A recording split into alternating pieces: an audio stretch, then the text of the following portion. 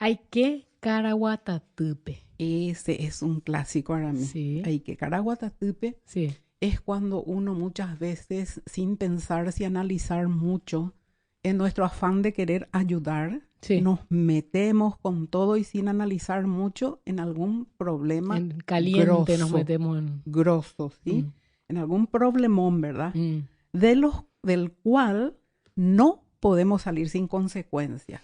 O sea, querés salir del caraguatatú, vas a tener consecuencias. sí, Vamos a explicar. El caraguatá es una planta espinosa, ¿verdad? El sí. caraguatatú es un plantío de caraguatá.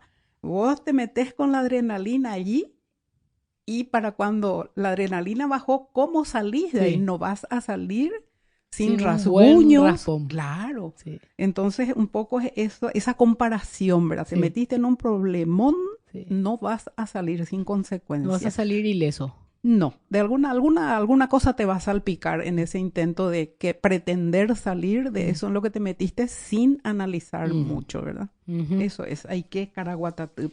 Perfecto.